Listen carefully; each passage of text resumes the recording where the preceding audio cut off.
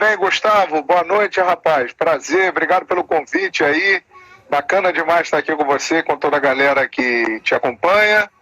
E para a gente bater esse papo, né? E agradecer a você pelo espaço que você dá para nós, narradores, né?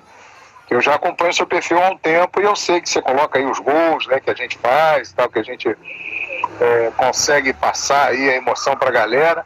Então, muito obrigado aí pelo carinho de você. Por isso que eu fiz questão de estar aqui contigo. É um prazer muito grande. Eu que agradeço, João. Será uma grande live. Você foi um dos nomes mais pedidos aqui pela galera, desde quando eu comecei a fazer essa live com os narradores, jornalistas. Obrigado. Você foi um dos nomes mais pedidos, porque a galera tem um carinho muito enorme por você. E é uma honra pra gente, João. Muito obrigado mesmo, viu? Obrigado, a honra é minha. Vai ser muito legal bater um papo com você e com toda a turma que te acompanha aqui no Instagram. E a galera já vai entrando, já vai participando. Vocês já podem mandar suas perguntas para o João Guilherme, dúvidas, críticas, que ele irá responder no decorrer da live. Vamos passar aqui pela galera. A primeira passagem está por aqui, João. O Edu está por aqui, está falando que é épico, memorável. Toca música, Guilherme. Te elogiando muito. Eu tenho uma amiga, o nome dela é Giovana Pérez, uma grande amiga minha, que ela disse que você é um narrador espetacular, um narrador impecável, e que a final da Libertadores teve mais emoção, foi muito melhor com sua narração, João. Que honra, hein? Obrigado. Giovana, né? Giovana, querida, obrigado. Isso. Um beijo enorme para você, obrigado por esse carinho. Você sabe, Giovana, que realmente foi uma transmissão muito especial, né? Era uma transmissão tensa, né? Por se tratar do time mais popular do Brasil, que há 38 anos não chegava a uma final de Libertadores. Grande parte do público que estava nos acompanhando não tinha visto o Flamengo numa final de Libertadores. Quem tinha assistido era muito mais novo, né? Então era uma transmissão realmente importante, pesada, né? E de fato saiu tudo bem, né? A galera curtiu bastante, foi muito legal. Obrigado pelas palavras aí. No decorrer da nossa live a gente vai falar sobre essa final da Libertadores, que foi épica, memorável, como o João Guilherme disse na sua narração, brilhante narração. Mas antes, vamos falar um pouco da sua carreira, João Guilherme. Como era o João Guilherme, o pequeno João Guilherme, onde morava, qual bairro? Se o João Guilherme já gostava de futebol, de esportes, conta pra gente. Já, sim. Eu sou de natural de Niterói, aqui no Rio de Janeiro, né, na cidade aqui do Grande Rio. E desde muito pequenininho, né, cresci numa casa em que meu pai e minha mãe eram apaixonados por rádio, né? Então eu cresci ouvindo rádio, ouvindo transmissões esportivas através do meu pai e ouvindo os programas, né, de auditório e os programas de grandes comunicadores, músicas, através da minha mãe. E tudo aquilo foi despertando em mim uma vontade, né, um desejo de fazer aquilo que tanto os meus pais apreciavam e curtiam. Então, desde muito pequenininho, ali por volta de 6 anos, assim, eu comecei narrando futebol de botão, futebol de mesa, né? Ficava narrando ali, jogava, e de vez em quando eu via uns jogos na televisão e ficava olhando e ficava também descrevendo ali o que acontecia. Muitas vezes eu imaginava um jogo na minha cabeça, saía narrando. E depois virei o narrador das peladas lá do meu colégio, e por aí vai. Então eu sempre quis ser realmente o que eu me transformei, né? Desde pequenininho meu pai me deu um rádio, meu pai percebeu que eu gostava muito de rádio. Aí eu me lembro que com 8 ou 9 anos ele me deu um motorrádio de presente, aquele que pegava várias ondas curtas e tal. E aí eu ficava ali viajando, né, ouvindo caras que ajudaram a formar a minha identidade, né, como narrador. Conheci muitos narradores de fora do Rio de Janeiro, né? Porque naquela época eu só tinha acesso aos caras aqui do Rio, né? Que são excelentes e tal. Mas eu gostaria de ouvir mais gente. E aí, pelas ondas curtas, eu fui ouvindo o pessoal de Minas, o pessoal de São Paulo, o pessoal do Rio Grande do Sul, o pessoal de Pernambuco, de outros países. E aí fui apreciando, fui curtindo e fui formando, né, esse narrador que eu me tornei e que eu sempre tive vontade de ser exatamente aquilo que eu consegui ser, né, um narrador esportivo. Você começou sua carreira em 88, não foi isso? Conta aí o começo da sua carreira pela Rádio Tupi, aí no Rio de Janeiro. Conta pra gente como foi esse comecinho. Na verdade, assim, eu fazia um curso de locução de rádio e TV Eu era estudante ainda no científico, como falavam na época, o segundo grau, né? E aí eu descobri um curso na minha cidade, em Niterói, e fui fazer esse curso, né? E no curso lá eu acabei me destacando, o professor achou realmente que eu tinha capacidade para seguir na área, e ele me deu uma carta de apresentação para que eu fosse até a Rádio Carioca do Rio de Janeiro, na Rua México, no centro do Rio de Janeiro. E ali eu fui, e ali eu comecei minha carreira. O João Haddad e o Garcia Júnior, que eram os chefes da equipe, me deram a primeira oportunidade, e ali eu iniciei. Em pouco tempo eu virei plantonista, né? Dava os resultados, depois eu virei repórter, um dia eu virei narrador, que é uma história até engraçada, se depois você quiser que eu conte como eu me virei narrador, é curioso. É uma história assim, é uma coisa de destino mesmo, né? E foi tudo muito rápido. Eu entrei no ar pela primeira vez no dia 8 de novembro de 1988, porque eu cheguei à rádio para fazer o meu trabalho de apoio ao plantão Rádio Escuta, anotava os resultados e passava para o plantonista, mas o plantonista naquele dia estava sem voz, ele estava rouco. E aí ele falou: João, assume aí e faz, eu não tenho condição de fazer. E aí eu fiz, e graças a Deus fui bem, e a partir dali eu comecei a continuar fazendo, né, o plantão junto com ele, e poucos meses depois eu me transformei em repórter, então eu passei aí para o campo, fazer reportagens, cobrir clube, e aí um dia, muito pouco tempo depois, abril de 1989, intervalo aí de 6 meses, eu estava em São Januário para fazer um jogo entre Vasco da Gama e Porto Alegre, que depois virou Itapiruna. E aí o Sérgio Maurício, que está nativo até hoje aí no Sport TV, que é um grande narrador, o Sérgio Maurício ia narrar aquele jogo, só que o Sérgio Maurício ele passou mal. Ele tinha comido alguma coisa que não fez bem para ele. E aí ele estava com dor de barriga e não tinha condição de narrar o jogo, né? E aí ele falou: João Guilherme, eu sei que você quer ser narrador, cara, então vem aqui para cima e narra o jogo. Eu falei: pô, Serginho, mas e a direção da rádio? Ele falou: não, eu assumo lá, eu falo com os caras, eu não tenho condição de narrar, narra você. E aí eu subi e narrei o jogo. E depois daquele dia eu me tornei um narrador. Aí durante algum tempo eu fiquei como repórter e narrador, mas depois eu me transformei só em narrador mesmo, e aí segui essa trajetória. Passei da Rádio Carioca, eu fui para a Rádio Tamoio, do Rio, aí da Rádio Tamoio eu passei pela Rádio Tropical FM do Rio, fui para a Rádio Tupi do Rio de Janeiro, onde vivi a primeira grande experiência da minha vida, que foi estar na Copa de 94 nos Estados Unidos, ao lado de uma equipe de feras, de nomes consagrados do rádio. Aí em 95 veio um outro grande desafio, que foi ir trabalhar em São Paulo, trabalhar no rádio de São Paulo, que eu sempre admirei muito, e por lá fiquei na Rádio Gazeta de 95 até o final de 97. Aí a Rádio Gazeta acabou e alguns meses depois eu entrei no Sport TV para ser narrador, e fiquei no Sport TV por quase 15 anos, né? 14 anos e 10 meses trabalhando no Sport TV, quando em dezembro de 2011 eu recebi o convite para trabalhar no Fox Sports, que estava chegando ao Brasil, e aí em janeiro de 2012 eu fui pro Fox Sports. Quer dizer, resumindo, a minha carreira é essa aí. Você falou que foi para a Rádio Gazeta em 95, se eu não me engano. Isso. Lá também você fazia alguns eventos na TV Manchete, né, no SBT? Não era eu não. Esse aí era outro narrador. Quem trabalhava na TV Manchete na época era o Deva Pascovitch, que não trabalhava comigo na Rádio Gazeta, não. Eu, na oportunidade, eu trabalhava só na Rádio Gazeta. Em televisão, eu trabalhei no Sport TV e trabalho há 8 anos, quase 9, no Fox Sports, para as 2 emissoras que eu trabalhei. A questão da adaptação, João, outra cidade, outras pessoas, foi difícil para você se mudar do Rio de Janeiro para São Paulo, a questão da adaptação? Foi sim, pelo seguinte: primeiro ponto, eu tinha 21 anos e morava com a minha mãe, então quer dizer, eu posso afirmar que naquele momento eu saí debaixo da saia da minha mãe, né, como o pessoal fala por aí. Muito novo. Então muito novinho, tive que sair de casa e ir para São Paulo, né, que é um mundo, um país, né? Cheguei lá sozinho, não conhecia absolutamente ninguém. E existe aquela rivalidade que pesa até hoje mas eu acho que naquela época era pior, entre cariocas e paulistas, então um carioca entrando lá no meio do pessoal de São Paulo.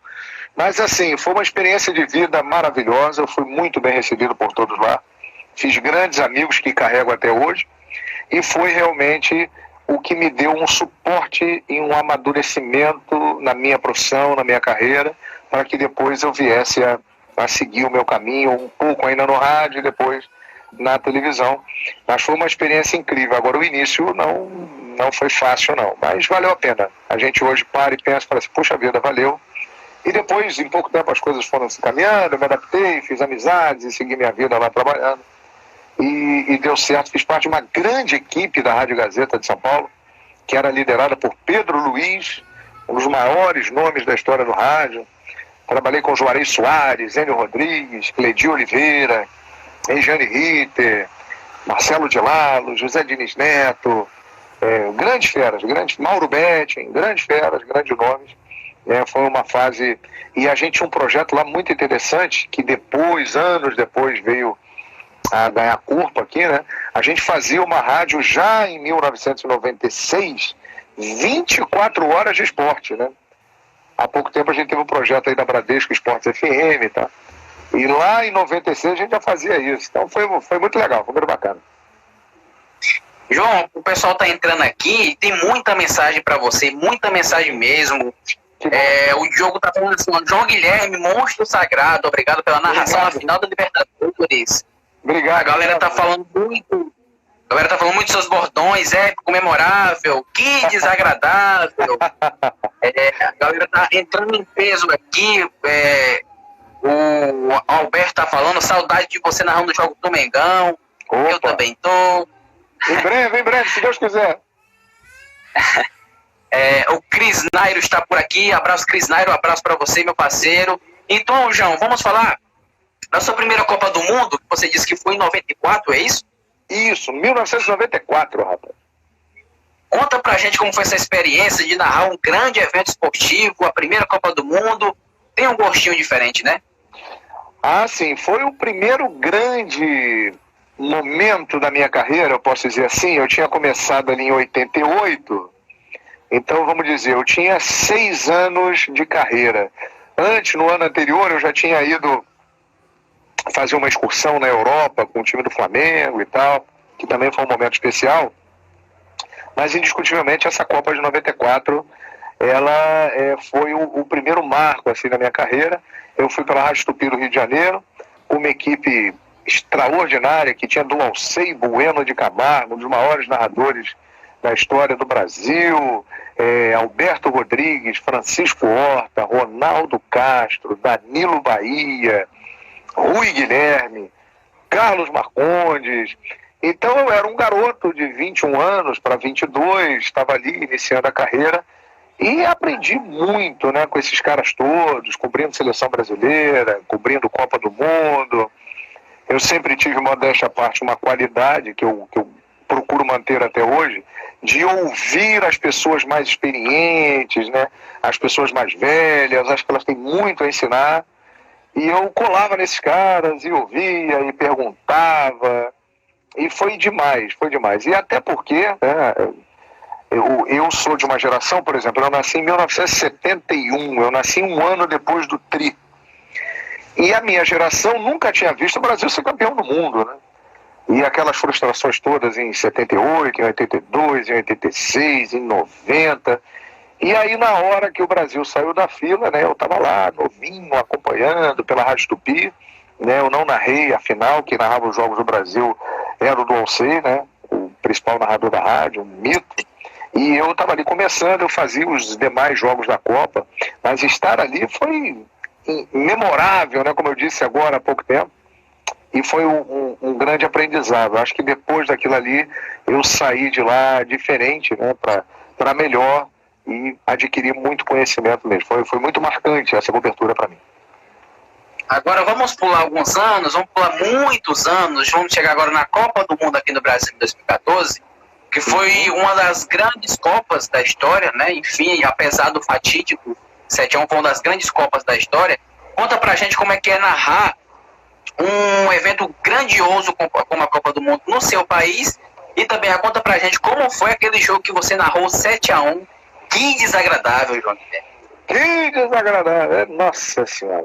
Olha, narrar uma Copa do Mundo já é muito especial. E narrar uma Copa do Mundo no Brasil é mais ainda, né? Porque a gente está em casa. E narrar os jogos da seleção brasileira numa Copa do Mundo é algo de fato muito significativo e dentro do Brasil, né? Então é algo que eu agradeço muito, né, ao Fox Sports por ter me dado essa oportunidade de ter feito os Jogos do Brasil em 2014 aqui no Brasil.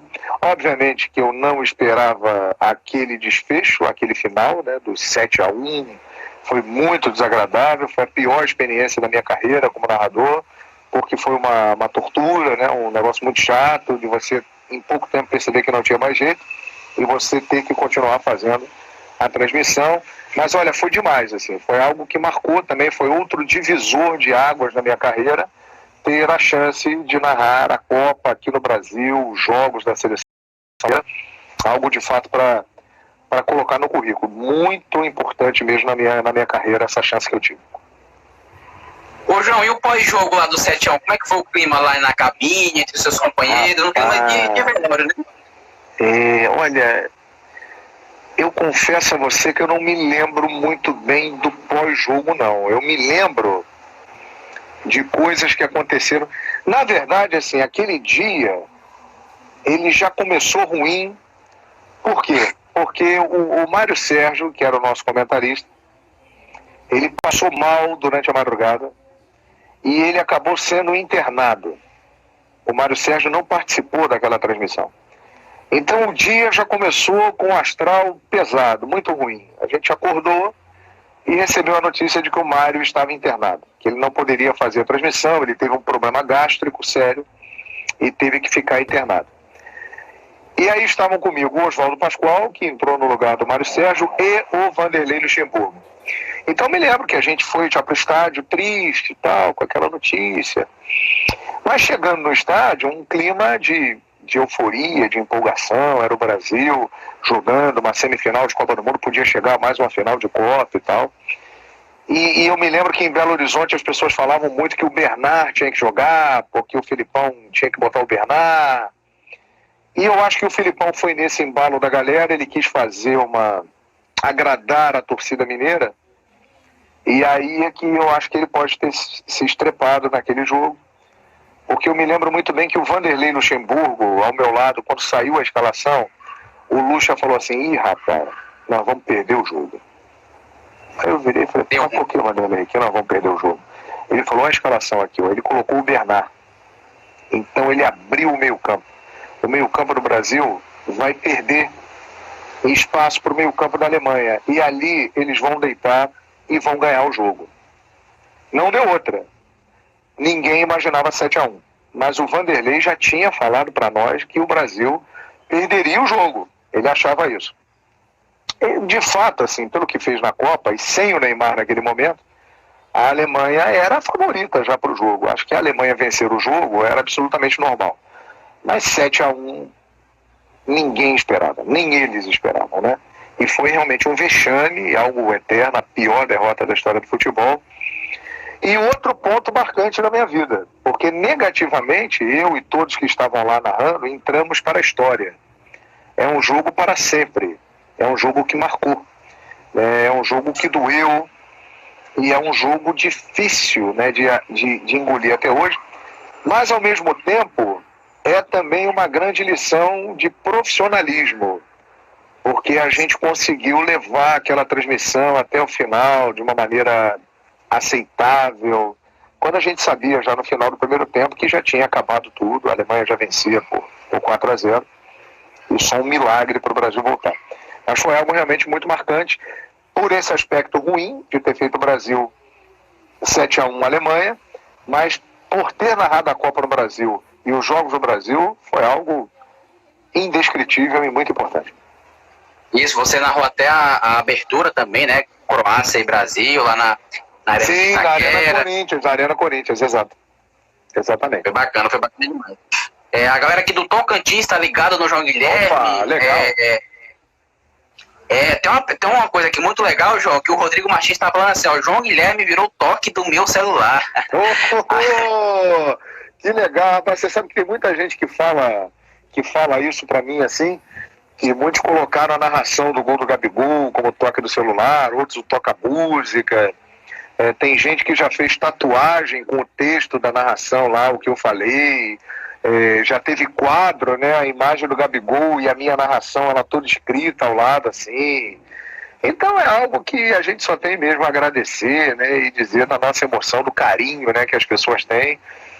E a gente percebe nisso que é algo que ficou, né, que vai marcar e acompanhar a gente durante todo o resto aí da vida, da carreira, né. Muito legal isso. Outro comentário legal aqui, ó, que o Lázaro Júnior tá dizendo assim, ó, minha mãe é tua fã, João Guilherme, por causa dos seus bordões. Obrigado. Qual o nome da mamãe dele? Pede aí pra ele dizer o nome da mamãe dele. Obrigado, deixou ele deixar. Juliana tá por aqui, beijo. Juliana tá por aqui, beijo, Juliana, abraço. Cristiane também tá por aqui, abraços, Cristiane. Galera tá entrando em peso. Mascarenhas tá por aqui dizendo que você é um excelente profissional. Emerson Show da Flá TV, tamo junto, Emerson. Abraço, cara. Narrador, hein? Bom narrador o Emerson Show. Parabéns, Emerson, pelo trabalho. Você é fera, hein? E João, conta pra mim, a sua chegada no Sport TV, um dos canais maiores de esportes no Brasil, como foi sua chegada lá no Sport TV? E outra pergunta, já que eu emendo, foi lá que você narrou sua primeira Olimpíada?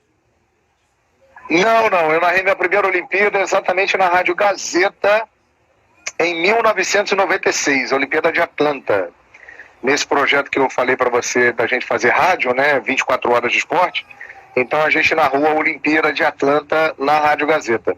Então foi a minha primeira Olimpíada.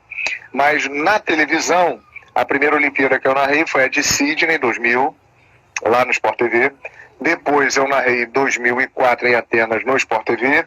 2008, Pequim no Sport TV. Em 2012 eu não transmiti porque eu tinha ido para o Fox Sports e o Fox Sports não tinha direito de transmissão. E em 2016, pelo Fox Sports, eu narrei a Olimpíada aqui do Rio de Janeiro. Então, quer dizer, Atlanta na rádio, uma na rádio e 4 na televisão.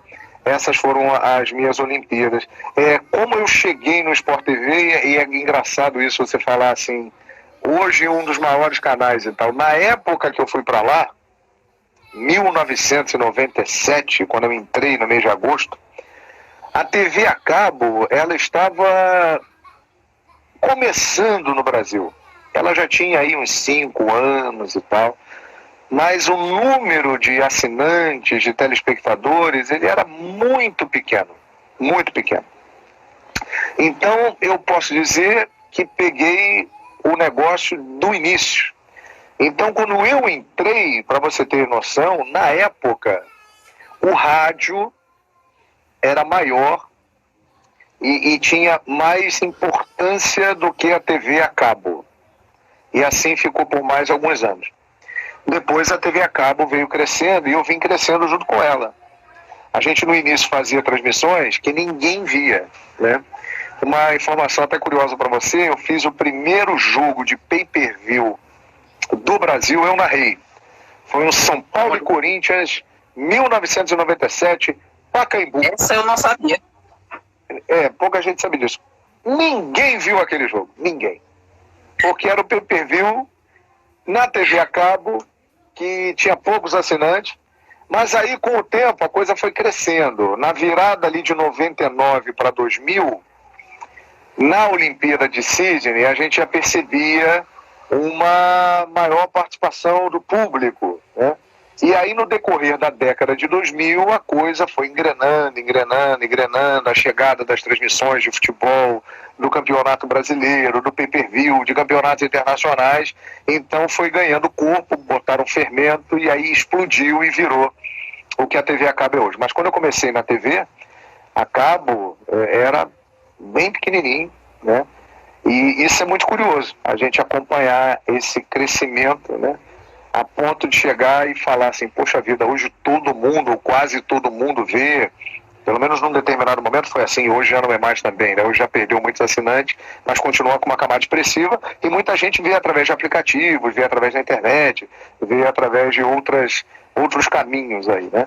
Mas a gente sabe que hoje em dia tem uma repercussão. Você fala alguma coisa no Sport TV, na ESPN, no Fox Sport, lá com a turma do Esporte Interativo, e a coisa repercute. Naquela época não. O rádio tinha muito mais força, tinha muito mais presença do que o início da TV a cabo. Isso aí estamos falando de 97, ou seja, lá se vão 23 anos, é um tempinho também, né? Era um mundo completamente diferente. Torcedores, calmem, porque o João Guilherme vai falar da Libertadores, da final da Libertadores. Vamos. Calmem, aquete os ânimos, daqui a pouco a gente vai falar sobre isso. João, você falou que você chegou no pay-per-view, melhor dizendo, na TV fechada, lá quando estava começando, e também quando estava começando a implementar o MMA no Brasil, você começou a narrar também pelo canal Combate, pelo canal Combate na TV fechada, você fez uma grande dupla com o Luciano, não foi? Sim, na realidade, assim, não exatamente no início, né? Alguns anos depois, uns 5 anos depois de quando chegou primeiro Vale Tudo, que depois virou MMA, é que eu comecei a narrar. Realmente quem narrou no início ali foi o Sérgio Maurício, o Lucas Pereira, foram narradores que iniciaram antes de mim. Mas depois eu passei a fazer mesmo, ali por volta de 2005, 2004. A partir de 2004 eu comecei a fazer, 2003 para 2004 eu comecei a fazer. E, de fato, eu comecei a narrar no momento que o negócio explodiu. Pegou. Né? Surgiram o Anderson Silva, o Zé Aldo começando, o Minotauro, o Vanderlei, o Cachorro Louco. Nós tínhamos grandes nomes, né, que viviam assim, ótima fase. O Brasil dominava o MMA.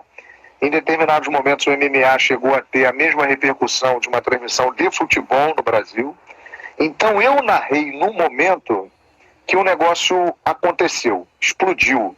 E aí, de fato, isso as pessoas me associam muito ainda à luta, né? Às artes mistas, né? O MMA, exatamente por essa coincidência aí do tempo, né? Ô João, uma coisa que eu tava vendo hoje, um dia desses eu tava vendo no seu Instagram, um comentário engraçado, que o rapaz comentou assim, ó, a Fox é toda flamenguista, e você comentou de ponta a ponta. Você se incomoda quando o pessoal te chama de flamenguista?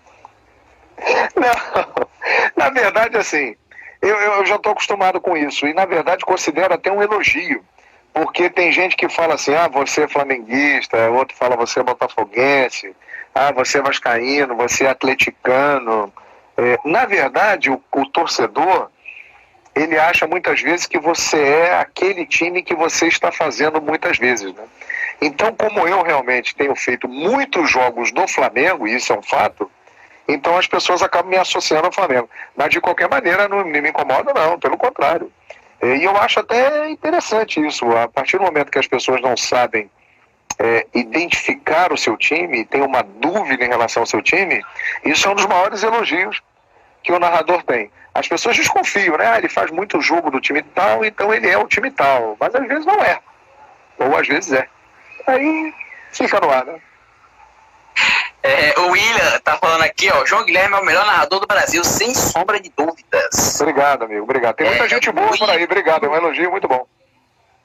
O Luiz Silva tá dizendo que é seu grande fã e tá pedindo pra você mandar um abraço pra ele. Alô, Luiz Silva, obrigado, meu amigo, pelo carinho, um abraço. Ô, João, deixa ele falar, eu sou flamenguista, como todos aqui da página sabem, e o ano de 2009 foi o ano que eu lhe conheci narrando, porque você narrou muitos jogos do Flamengo naquele ano. Muito. Um dos jogos que você narrou que foi épico, memorável, foi Flamengo e Curitiba, jogos de golaços, o Williams fez gol, Adriano Imperador fez um gol de cobertura. Conta como foi pra você, na sua visão, aquele ano do Flamengo, que é um time desacreditado, que tava brigando pra não cair, aí depois chegou o Adriano, o Pet mudou tudo. Como foi acompanhar o Flamengo de perto naquele ano? Um ano memorável. Pois é, 10 anos antes da conquista da Libertadores, né, já criou-se essa relação minha com a torcida do Flamengo, que na verdade já vem de um pouquinho antes, lá do início dos anos 2000, 2004 e tal, mas em 2009 firmou realmente.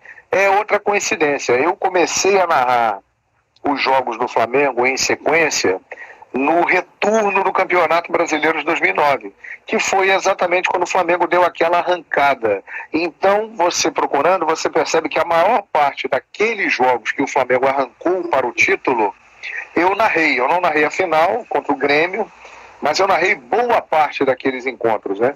Então, foi algo que ali talvez tenha sido criada essa identificação que realmente a torcida do Flamengo, esse laço que a nação rubro-negra tem comigo, né? Porque de fato foi um momento muito especial. O Flamengo não ganhava um campeonato brasileiro há 17 anos, Adriano e Pet, uma dupla que entrou para a história. Então foi incrível, incrível, porque aquela arrancada do Flamengo de fato foi o campeonato de pontos corridos até hoje mais maluco de todos, né? O Flamengo arrancou, atropelou e os outros foram caindo. E o Fluminense foi ajudando para se livrar do rebaixamento, que ele foi ganhando e tirando ponto de gente que estava lá em cima. Então foi um campeonato de fato diferente, né, especial.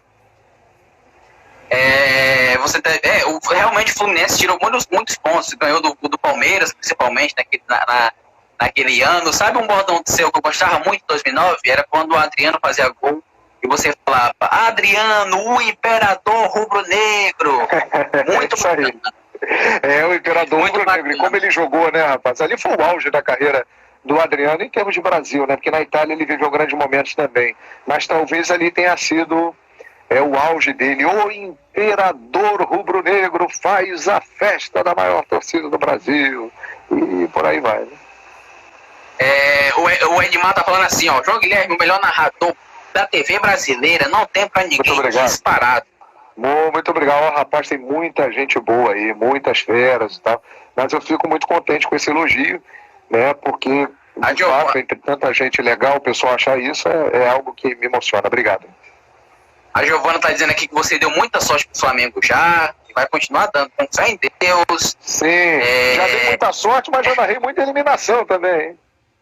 Isso. Já narrei também momentos pesados, Emelec da vida, lá atrás, eliminações. Mas faz parte. Uma hora a gente dá a vitória, outra hora a gente narra alegrias, narrei títulos de campeonato carioca, campeonato brasileiro, campeão da Libertadores, Copa dos Campeões, mas também já narrei tropeços. Acontece, faz parte, né? Você narrou aquele Flamengo e Leão, narrou no Maracanã? Narrei no Maracanã e narrei lá no México. Narrei. Aquele jogo dói, viu, João? Me dói demais aquele jogo. O Flamengo tinha boa chance de passar ali, né? Mas o Flamengo, ele não jogava Libertadores como ele devia jogar, né? Acho que esse ano agora, mesmo 2019, o Flamengo ele já entrou diferente desde o início, né? Muito focado, determinado, e a partir da chegada do Jorge Jesus, ele botou a competição no bolso e foi embora, né? Aprendeu a jogar Libertadores no Flamengo, né? João, conta pra gente como foi aceitar esse desafio da Fox em 2011. Claro que a Fox é um canal que tem muitas filiais nos Estados Unidos, na Argentina é muito forte, mas no Brasil era um canal novo, ninguém sabia como é que ia ser e tudo mais. Conta pra gente como foi aceitar esse desafio. Foi um grande desafio, não é, João? Pois é, você falou a palavra que me levou a aceitar. Desafio. É isso aí. Porque eu estava, como eu já disse, 14 anos... Foram 14 anos e 9 meses no Sport TV. E eu me sentia no Sport TV muito bem mesmo. Só tenho a agradecer ao Sport TV. Tudo que eu aprendi em televisão, né, eu aprendi no Sport TV, né, e depois pude desenvolver no Fox Sport. Mas naquele momento ali eu já me sentia, digamos assim, no piloto automático. Me sentia meio acomodado. Não via naquela oportunidade possibilidades de crescimento, né? Então isso eu confesso que me incomodava um pouco e me deixava em determinados momentos até desmotivado. E aí surgiu um convite do Fox Sport, que eu já conhecia por fazer jogos de Libertadores da América e sabia da pujança do Fox Sports no continente americano. Então eu sabia que era um projeto enorme de uma das maiores empresas de mídia do mundo. E aí eu imaginei e falei o seguinte: olha, isso aí não é uma aventura, porque está desembarcando no Brasil uma potência muito maior do que, né, os canais que nós temos aqui, um grupo de comunicação muito mais robusto. E aí pensei, claro que não foi algo que surgiu da noite para o dia, eu recebi um primeiro convite, analisei, conversei, me explicaram o projeto, os detalhes, o que eles imaginavam fazer. E eu decidi encarar exatamente por isso. Eu buscava algo que me fizesse sentir com aquela motivação de novo. Naquele momento no Sport TV, é até natural, eram muitos anos de casa, eu não via a possibilidade de buscar um caminho maior do que eu já tinha conseguido naquele momento. E no Fox Sports eu estava partindo do zero, eu estava recomeçando. Então foi um recomeço de carreira para mim. E isso me motivou muito, né? E graças a Deus, 8 anos depois, eu posso dizer que deu tudo certo, né? É lógico que existia a tensão de falar assim: puxa vida, eu estou saindo de um lugar extremamente consolidado, onde eu tenho já o meu espaço, onde eu acredito que eu ficaria por muito tempo lá, né? Mas assim, me sentindo já, né, um pouco buscando algo novo, buscando uma nova motivação, e essa motivação veio exatamente com esse convite, né? E aí eu entrei realmente muito motivado, e junto com os meus amigos, com os meus companheiros lá do Fox Sports, a gente conseguiu aí fazer um trabalho que transformou o canal num canal de fato consolidado, né, na televisão brasileira, né? Você também fazia trabalhos com o Vitorino Sherman no Sport TV, o grande Vitorino Sherman, ele também foi para junto com você. Agora lá na Fox você recebeu o programa Expediente Futebol, que hoje é uma das maiores audiências, se não é a maior audiência no horário, uma das maiores audiências do canal. Você lá narrou o final de Libertadores, Sul-Americana, narrou Copa do Rio. Você acha que agora, João, você vive o seu melhor momento da sua carreira? Eu acho que sim. Eu acho que sim, e assim, a gente busca isso, né?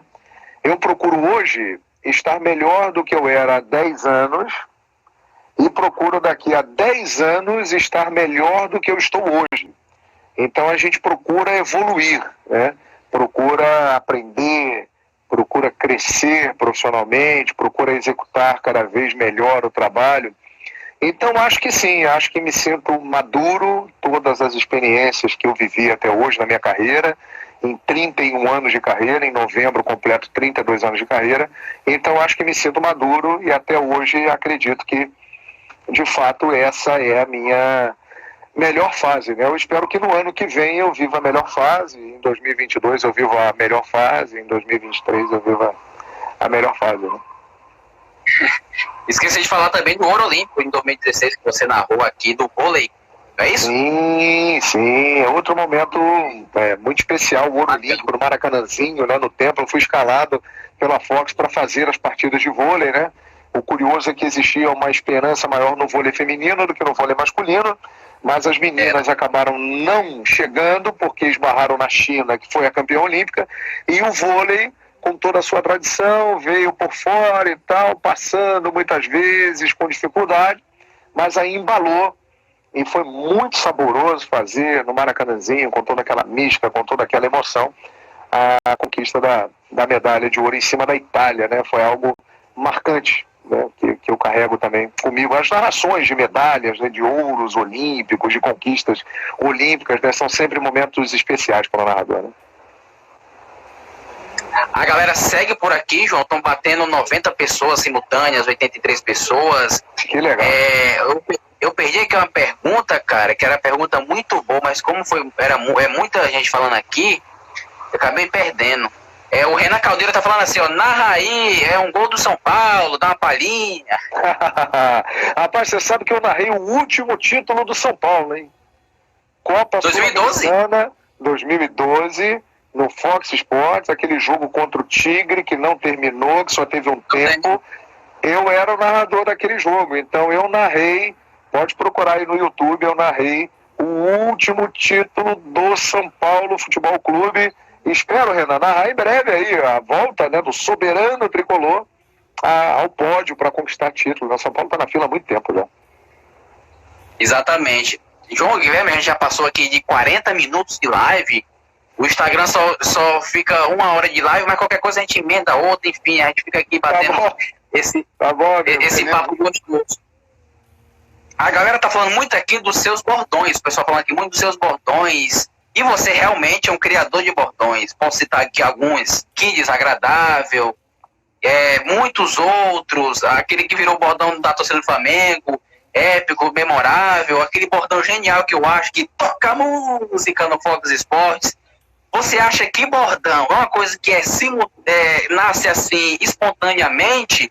Ou você tem que ficar pensando, não, vou criar um bordão, vou ter que criar um bordão? Como é que é pra você? Você acha isso? Não. O bordão, ele é inteiramente espontâneo, assim.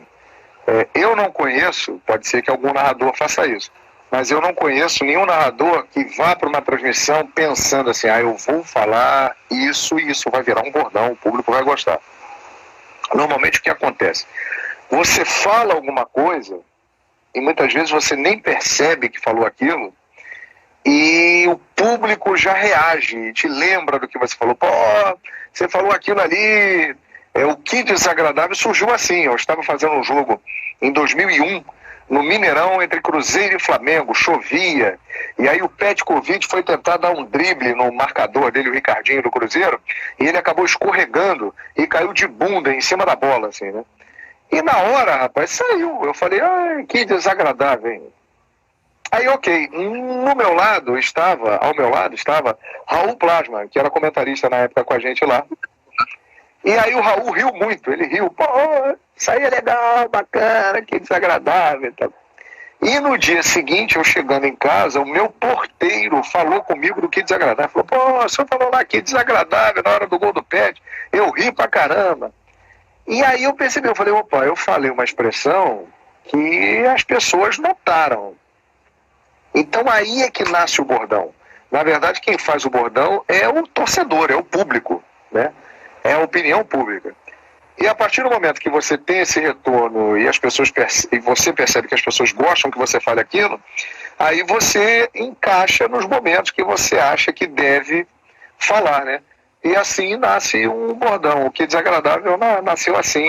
Às vezes você ouve alguma coisa, por exemplo, você pode falar alguma coisa aí para mim, alguma frase, e aquilo fica na minha cabeça. E, de repente, lá na frente, numa transmissão, eu me lembro e solto. Isso já aconteceu também muitas vezes. Alguém fala alguma coisa e fica lá no arquivo. Mas você acha que esqueceu. Mas na hora você lembra. Por exemplo, tem um bordão que quem acompanhou o MMA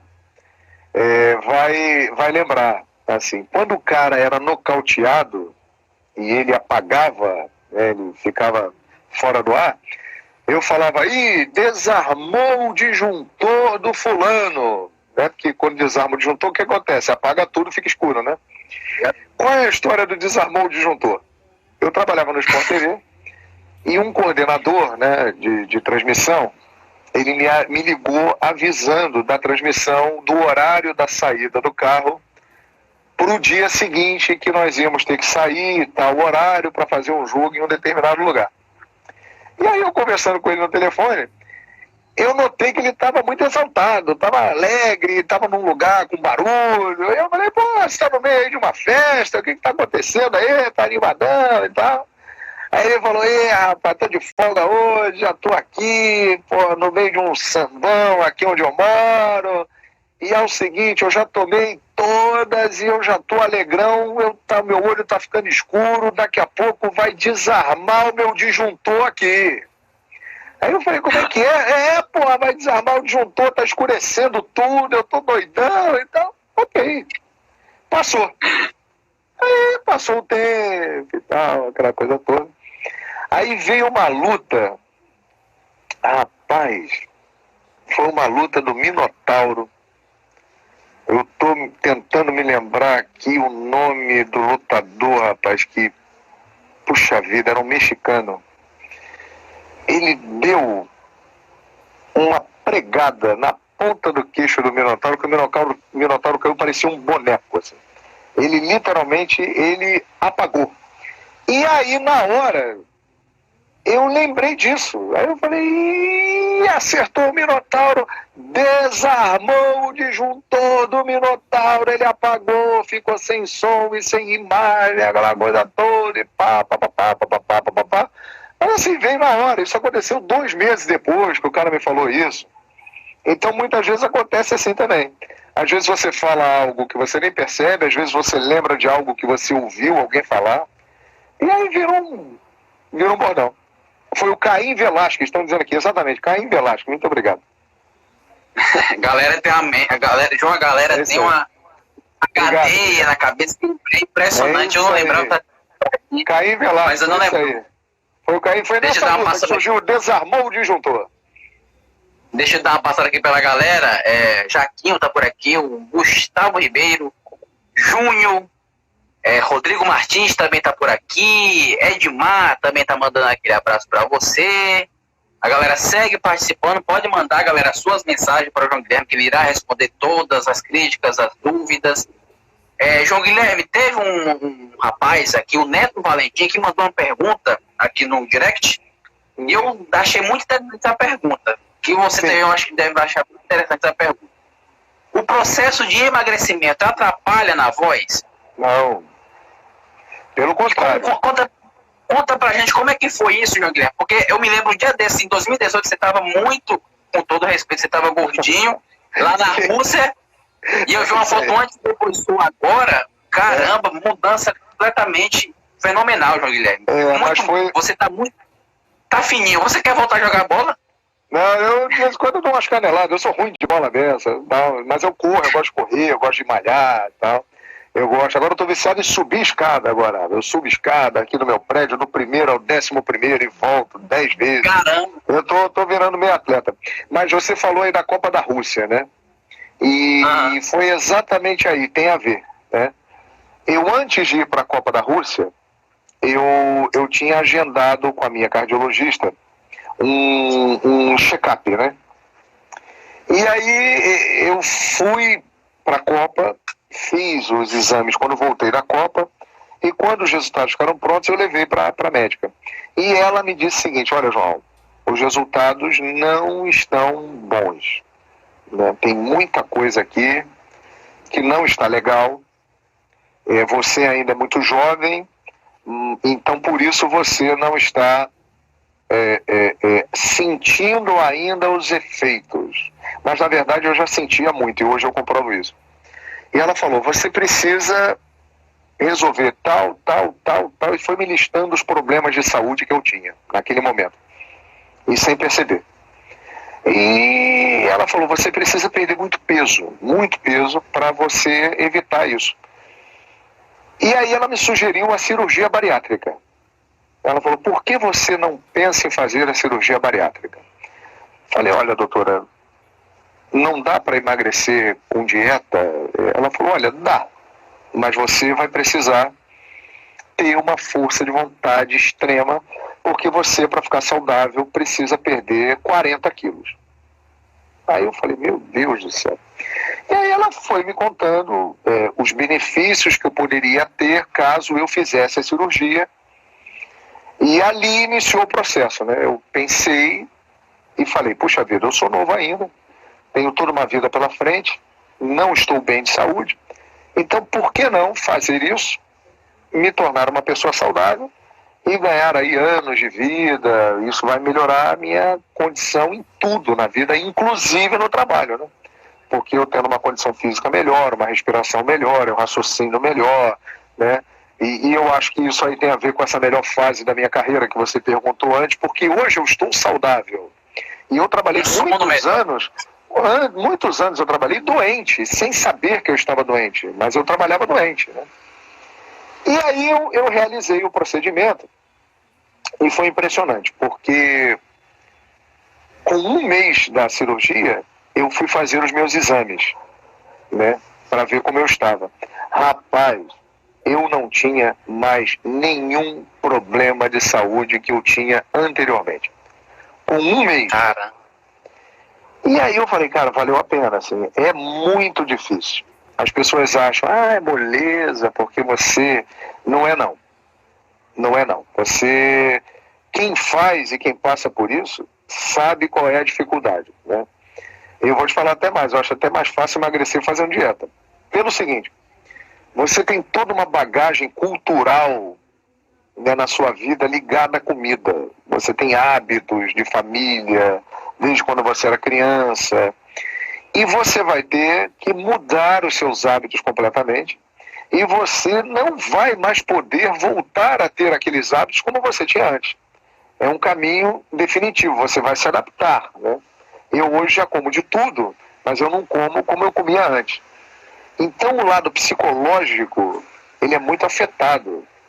Tanto é que, para você fazer essa cirurgia, você precisa ter 3 laudos. Um de uma nutricionista, um de um endocrinologista e o mais importante de todos, e o definitivo, que é o laudo de um psicólogo com especialização também em psiquiatria. Porque muitos pacientes enlouquecem, piram, têm depressão, viram alcoólatras, porque tentam suprir de alguma forma aquilo que eles perderam através da comida, né? Então não é um processo fácil. Mas, de fato, eu entrei muito focado nisso, eu tinha a certeza de que eu precisava fazer para o meu bem, para a minha saúde, que isso só seria bom para mim em todos os aspectos. E os benefícios que eu consegui com isso são mais importantes e me dão mais prazer do que eu sentia antes com um pratão de comida e me enchendo de comida, coisa que hoje eu como normalmente, só que numa outra realidade. Então, para mim, foi muito importante. Agora, eu não recomendo para qualquer um. Eu acho que tem que ser um caso realmente muito bem estudado, você tem que estar muito bem assessorado, você tem que estar muito ciente do que você vai passar, você tem que estar preparado psicologicamente. A partir do momento que você estiver assim e realmente precisar fazer uma cirurgia, porque não é todo caso que precisa fazer, eu recomendo. Mas é algo de fato transformador. Eu hoje me sinto, eu tenho 48 anos, hoje eu me sinto como se eu tivesse 20 anos. É espetacular. A minha sensação é que eu entrei numa máquina do tempo e voltei no tempo. Eu estou me sentindo nos anos 80 de novo. Olha aí, pessoal, para vocês verem o quanto é importante a prática da atividade física. João e o pessoal que está escutando aqui, assistindo a gente, nos prestigiando, muito obrigado. Aliás, é até importante fazer isso, né? Você tocou num ponto importante, desculpe interrompê-lo. Porque a partir do momento que eu fiz a cirurgia bariátrica, os meus médicos me aconselharam o seguinte: você precisa fazer atividade física. Primeiro para a sua saúde, para a manutenção da sua saúde, e depois para a manutenção do seu peso. Porque se você não fizer uma atividade, com o tempo ele pode voltar ao normal de antes ou até mais. Então, a cirurgia bariátrica, na verdade, ela é um grande empurrão que você tem que aproveitar aquele embalo para mudar a sua forma de viver, os seus hábitos. E aí, com a facilidade da perda de peso, eu realmente me viciei em atividade física. E hoje sou um cara viciado e não me vejo mais sem isso, não. Sou um corredor, sou um cara que pratica musculação, faz parte da minha vida. Se eu não fizer isso, um dia eu fico passando mal, eu tenho que fazer alguma coisa. Valeu a pena. Tá aí, né? Um exemplo, né, de como a prática de atividade física é importante na nossa vida, questão de saúde, não só estética, mas também questão de saúde. Eu sou formado em educação física, João Guilherme. O que eu falo principalmente para minhas alunas e meus alunos é a questão do psicológico. O psicológico conta muito na questão de você querer comer tomar aquele guaraná, querer aquele hambúrguer. Então, se você não tiver um psicológico muito bom, você acaba deixando tudo por água abaixo. Ô, João Guilherme. É isso mesmo. E a galera que está aqui acompanhando, galera, João Guilherme, eu vou abrir, João Guilherme, aqui outra live, porque aqui já está acabando, para a gente falar, só para a gente falar sobre a final da Libertadores, e eu quero fazer outra pergunta para você. E, galera, daqui a um minutinho só, vou só encerrar aqui a live e abrir outra, a gente vai falar sobre tudo da final da Libertadores, a narração, os bastidores, enfim, fique ligado que um minutinho a gente volta, viu? Grande final da Libertadores, a final de 2019, Flamengo e River Plate, lá em Lima, no Peru. Foi uma transmissão muito bacana que você fez. A Fox fez com o Nivaldo Prieto no Fox Sports. Você fez com o Oswaldo Pascoal, com o Zinho, no Fox Sport 2. E você já falou que foi a narração mais marcante da sua carreira. Conta pra gente bastidores daquela narração, bastidores daquela final. Você, com certeza, entrou para a história da narração dos torcedores do Flamengo a partir daquele momento. Rapaz, eu tive essa noção, né? Porque a gente às vezes não percebe quando as coisas estão acontecendo, né? A grandeza, né, das coisas, dos fatos e tal. Quando meu vizinho, ele me mostrou um vídeo, ele foi ao Museu do Flamengo, o Flamemória. E aí ele me mostrou no Museu do Flamengo a narração do gol do Gabigol, a minha narração, cara. Aí eu falei, então o negócio realmente foi... A minha narração do gol do Gabigol tá lá, cara. Olha a virada, Gabriel, incrível, incrível, toca a música, é gol do Mengão. Tá lá, e eu acho que a primeira também do gol de empate, né? Pelos poderes rubro-negros de Gabigol, nada é impossível, né? Também pelos poderes rubro-negros de outro bordão. Pelo amor de Zico, isso é tudo bordão assim, rapaz, pelo amor de Zico é engraçado, né? Porque normalmente as pessoas falam assim, pelo amor de Deus, pelo amor de Deus, pelo amor de Deus. E existem jogadores que para as suas torcidas, eles têm o status de Deus, né? Ídolos que são deuses para os seus torcedores. E o Zico, ele é um deus para o torcedor do Flamengo, né? Assim como o Pelé para o torcedor do Santos, como o Renato Gaúcho é para o torcedor do Grêmio, como o Reinaldo é para o torcedor do Galo. E aí, fazendo um jogo do Flamengo, uma sequência incrível, isso veio na minha cabeça. Eu falei primeiro, pelo amor de Deus, e aí eu pensei, mas pro rubro-negro, Zico é um deus. Aí eu mudei o final da frase, eu falei, pelo amor de Zico. E aí a galera curtiu. Aquele jogo, rapaz, olha, na verdade não foi só aquele jogo, não. Foi a campanha toda, porque eu fiz o primeiro jogo, com o Zinho, inclusive, contra o San José, numa terça-feira de carnaval. O Flamengo, pela primeira vez, venceu uma partida de Libertadores, estreando fora de casa. Então ali já era um sinal de que a coisa seria especial, né? E aí vieram os jogos da fase de grupos, eu fiz alguns. O grande momento, eu acho, foi o jogo contra o Emelec no Maracanã. Eu acho que ali, e eu falei isso na narração no dia, ali mudou a história do Flamengo em Libertadores da América. Porque o Flamengo tirou aquela pressão de seguidas eliminações, de vexames, muitas vezes, se classificou, e a energia criada naquele momento, a força que o time ganhou, a partir daquele jogo, Jorge Jesus deslanchou com o time. Então acho que aquele jogo, aquela classificação foi fundamental. Tanto é que contra a Inter e Grêmio, que são dois adversários poderosos,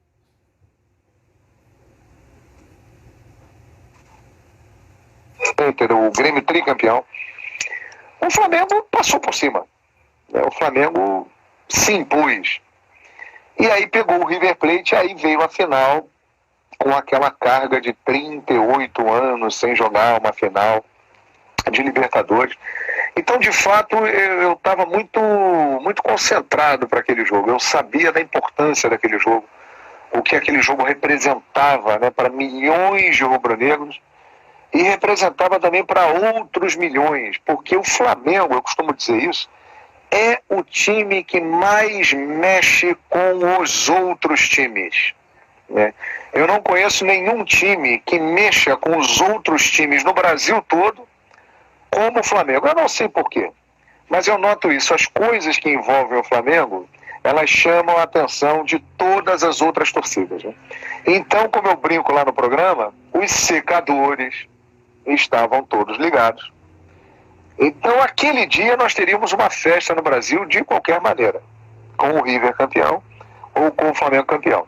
E aí, o Flamengo acabou sendo campeão para a alegria, né, do futebol brasileiro e dos milhões aí de rubro-negros espalhados pelo mundo. Foi um momento realmente muito especial. Olha, eu tenho 31 anos de carreira, já narrei muita coisa grande, muita coisa boa, né? Tenho momentos que eu posso listar aqui espetaculares.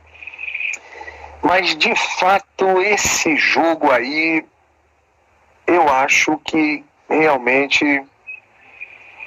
Eu vou imitar o Bruno Henrique aqui. Vou imitar o Bruno Henrique.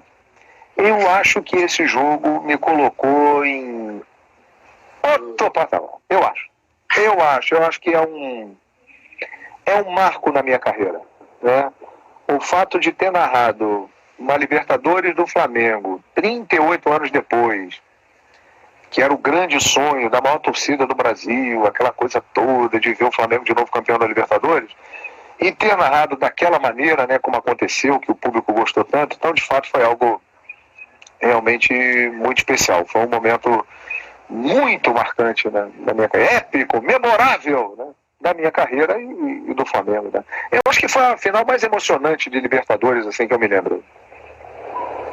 Foi mais emocionante porque a virada foi em questão de 1 minuto, não lembro. Você sabe que depois da... A gente estava comemorando o primeiro gol do Gabigol e logo em seguida já teve o outro gol do Gabigol. Ali foi divisor de águas, estava assistindo esse com os amigos. Você viu que eu levei um susto, né, quando a bola foi chegando na área, né? O Pascoal tava... Rapaz, o Pascoal tava falando lá, tava fazendo um comentário, quase atrapalhava, cara. Que é isso, Pascoalzinho? Mas a culpa não foi do Pascoal, não. A culpa foi do Diego, porque o Diego... Lançou rápido. Um lançamento rápido, né? E o Pascoal, a bola estava lá atrás e estava comentando ali e tal. Só que o Diego foi inteligente, ele viu o Gabigol lá e falou, não vou perder tempo, vou mandar a bola. Aí nesse meio tempo o Pascoal estava falando, e eu tô vendo que a bola tá chegando na entrada da área, e o Gabigol em cima do Pinola, perturbando o Pinola, e aí eu falei, assim, eu tomei um susto, falei, olha a virada, Gabriel, incrível. Então, assim, foi uma narração muito espontânea, porque realmente eu fiquei assustado. Eu falei, olha lá, vai virar, olha a virada, Gabriel, incrível. Foi isso que aconteceu. Saiu daquele jeito lá, graças a Deus. Todo mundo teve essa reação de susto aqui, rapaz, olha lá. Todo mundo teve essa reação, João Guilherme. Senhoras e senhores, essa foi a live com o João Guilherme. Muito obrigado pela audiência de vocês. A gente ficou mais de 100 pessoas online todo o tempo. Muito obrigado a todos vocês que participaram dessa live. João Guilherme, muito obrigado por você estar aqui com a gente, por sua disponibilidade, depois de um dia muito longo de trabalho. Muito obrigado mesmo, João Guilherme, por você contar suas histórias, suas experiências. A gente ficou muito feliz, eu fiquei muito feliz porque eu sou um grande fã seu, um grande admirador, desde 2009, aquela campanha do Flamengo. Enfim, João Guilherme, muito obrigado. Espero que você consiga alcançar todos os seus objetivos e que você fique em outro patamar muitos e muitos anos da sua carreira até o fim dela. Tá bom, João? Muito obrigado mesmo. Agradeço. Obrigado, Gustavo, pelas palavras aí, obrigado pelo carinho, pelo convite e parabéns aí pelo seu trabalho, pelo perfil e por valorizar a nossa classe dos narradores, né? Nós que levamos a emoção do gol, completamos, né, o gol, né, trazendo o nosso toque de emoção, de vibração. Então, muito obrigado por nos valorizar em nome dos narradores brasileiros e de todo mundo. Eu agradeço. Obrigado, viu, Gustavão? Obrigado a todos aí que nos acompanharam. Prazer grande conversar com vocês. Valeu, João. Abraços. Valeu. Então é isso, senhoras e senhores. Que live, hein? Gostaram da live? Gostaram da live? Comenta aqui embaixo para me ver, para a gente bater um breve bate-papo aqui. Live muito bacana com o João Guilherme. Tem pessoas aqui querendo entrar. Vamos ver quem quer entrar. Segunda-feira, galera, vai ter aqui André Henning.